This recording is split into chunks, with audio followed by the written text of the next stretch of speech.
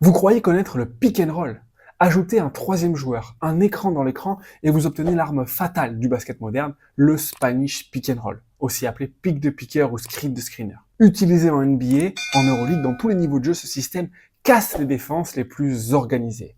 Mais alors, pourquoi est-il si efficace? Qu'est-ce qu'il déclenche? Et comment on répond aux différentes solutions de la défense adverse face à nous? On décode tout ça maintenant. Alors le Spanish Pick and Roll, c'est ça. C'est un écran normal avec un troisième joueur qui vient faire écran dans le dos du défenseur du poseur d'écran.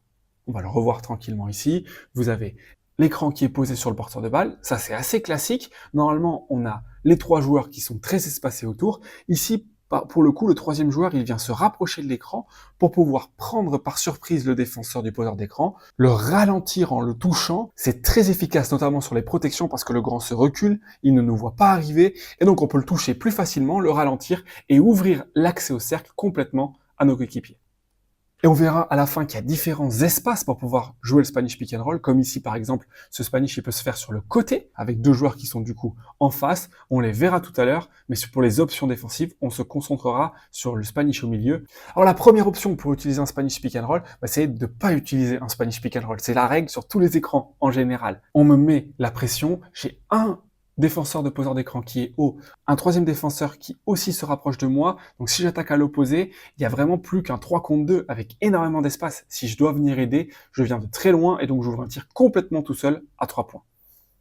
L'opposé de l'écran, c'est vraiment une option qui fait très très mal parce que si jamais il n'y a pas un lay-up, on est obligé de se jeter avec le troisième joueur pour venir aider. Et dans ce cas-là, celui qui devait poser l'écran s'écarte et il a alors beaucoup d'espace pour pouvoir tirer à 3 points. Et cette option-là, on peut même la jouer en feintant d'utiliser l'écran, en se décalant. Et donc, au lieu de jouer un Spanish normal, on va le jouer comme si c'était un simple écran dans le dos avec un angle particulier. Ça crée de la confusion auprès des défenseurs. Le grand s'attend à un Spanish normal, à se décaler, sauf qu'il prend direct un écran dans le dos et il est en retard. Sinon, pour un Spanish, la première grande option, c'est d'aller au cercle, tout simplement, avec le petit. On a un premier écran du poseur d'écran, donc mon défenseur est en retard, le troisième joueur vient poser un backpick sur le défenseur du poseur d'écran, donc ils sont tous les deux en retard, et si le troisième joueur ne vient pas aider, je peux aller au cercle très facilement, ça veut dire qu'il faut que ce soit un joueur du coin qui vienne aider, mais vous voyez ici, le joueur du coin, il remonte pour empêcher l'aide, pour qu'elle soit vraiment difficile, et donc si jamais il vient aider de l'opposé, on est un tir à 3 points complètement ouvert. Si jamais l'accès au cercle n'est pas évident pour le porteur de balle, parce que le grand, par exemple, ici, est du mauvais côté, on peut lancer la balle à celui qui roule au grand. Vous voyez ici, on a le numéro 0 de Fenerbahçe, Motley, qui anticipe pour essayer d'éviter l'écran, il passe en dessous, donc il est sur la ligne de drive de mon petit extérieur qui peut aller au cercle, mais donc on a le lob à l'opposé, en particulier parce que le joueur de l'étoile rouge est en train de remonter, donc son défenseur est obligé de le suivre et on laisse un alley-oop tout seul. Alors parfois c'est pas toujours un alley-oop, c'est qu'on lui donne la balle simplement dans le roll, et donc ça peut venir aider de l'opposé. Ici on voit que le joueur n'est pas remonté, il n'a pas ouvert l'angle de passe, donc le passeur ne peut passer que au grand. Lui, il doit être conscient quand on roule un grand, il doit toujours savoir qu'il y a une aide qui arrive par derrière, et dans ce cas-là, être en capacité de feinter pour l'éviter et scorer. Donc on l'a dit, la défense est en difficulté si on n'utilise pas le troisième joueur pour venir défendre, mais si jamais on l'utilise, on peut potentiellement libérer le shooter. Une des grandes familles de défense sur le Spanish, c'est le défenseur du troisième joueur vient prendre le porteur de balle et le défenseur du porteur de balle défend sur celui qui a posé l'écran dans le dos. Mais c'est pas toujours facile à faire quand il y a de l'espace et ici il y a un manque de communication. Le poste 5 peut même poser un écran sur le petit ici pour laisser une ressortie pour le shooter à 3 points. Toutes ces différentes possibilités, ça crée beaucoup de confusion chez les défenseurs et donc on peut tellement anticiper le Spanish qu'on ne pense plus au porteur de balle à le contenir et donc on peut lui ouvrir un tir à 3 points tout seul. Alors il y a une grande option que les joueurs utilisent beaucoup, c'est de feinter l'écran dans le dos et de s'écarter. Vous allez voir ici par exemple, je suis très agressif et donc j'évite de poser l'écran, ce qui ouvre la place au roller. En revenant en arrière, vous allez voir que l'écran est posé, donc le défenseur de Milan se jette pour anticiper, donc il va très loin, par nature, il va laisser un espace vers le cercle. Si je reste, la passe va être difficile et je n'aurai personne sur qui poser l'écran. Par contre, si je m'écarte, mon défenseur il est obligé de faire un choix. Soit il reste avec le joueur qui roule et dans ce cas-là, je suis tout seul à 45 degrés, ou alors il me suit et dans ce cas-là, il laisse le roll tout seul. Et puis la deuxième solution, c'est pour défendre sur les switch guard-guard, les changements entre arrière. Ici, on ouvre un tir à 3 points. Simplement parce que au moment de poser l'écran, normalement, je devrais me rapprocher pour poser l'écran. Vous voyez d'ailleurs le défenseur de balance qui anticipe. Si je m'écarte directement, soit mon défenseur me suit, dans ce cas-là, il laisse un accès simple au cercle, soit il vient, sauf que le défenseur du porteur de balle s'attend à me retrouver juste après l'écran, il ne me retrouve pas, et donc ça ouvre un tir à 3 points. On voit derrière les équipes anticipées, dès qu'ils voient que leur défenseur va changer, annonce un changement défensif, ils s'écartent vite pour s'ouvrir un tir. On peut essayer de défendre en faisant une rotation depuis le joueur dans le coin, mais dans ce cas-là, il faut faire une extra passe et on a un tir complètement tout seul dans le coin. Une autre façon, pas souvent utilisée, mais qui peut être intéressante, c'est de s'écarter dans un autre espace, comme ici, vous allez le revoir. Motley a fait un flip, c'est-à-dire qu'il a feinté de poser l'écran à gauche pour le poser à droite, le défenseur est pas bien placé, je vais le dépasser, et dans ce cas-là, comme l'écran va être vers la gauche, je viens toujours m'écarter à l'opposé de là où va la balle pour laisser l'espace d'attaquer, et donc mon défenseur est pris entre les deux, il me suit et il laisse l'espace de drive. Une autre façon de défendre le switch guard-guard, c'est de tout simplement faire un backdoor. Vous allez voir ici la situation, je viens poser un écran, le défenseur du troisième joueur va se jeter pour le porteur de balle, le défenseur du porteur de balle vient me reprendre, sauf qu'à ce moment-là, où je suis censé poser l'écran dans le dos, il n'y a plus personne entre moi et le panier. Si je coupe, je peux trouver un panier facile. C'est une solution où il faut quand même être assez grand, être assez athlétique pour trouver les angles de passe, mais c'est plutôt très intéressant et on peut même y aller directement avant même, surtout si le défenseur anticipe trop.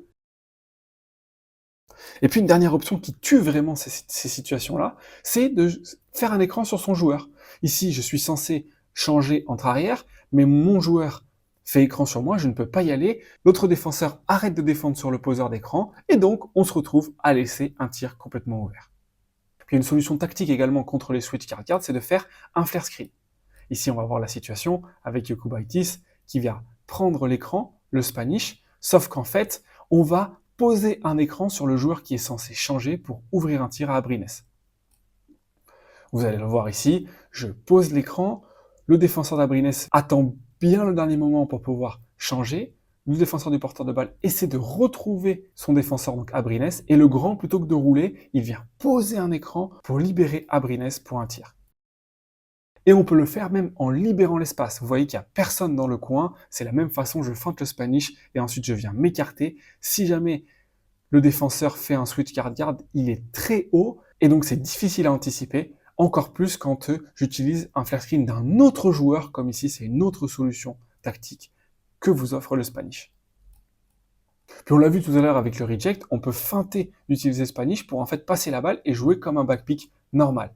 On crée de la confusion, la défense n'est pas habituée, elle vient se jeter et on a un layup. Une solution qu'a utilisé Duke, notamment cette année, une façon originale d'utiliser le Spanish. Alors on l'a dit, le Spanish est très adapté face aux défenses protection.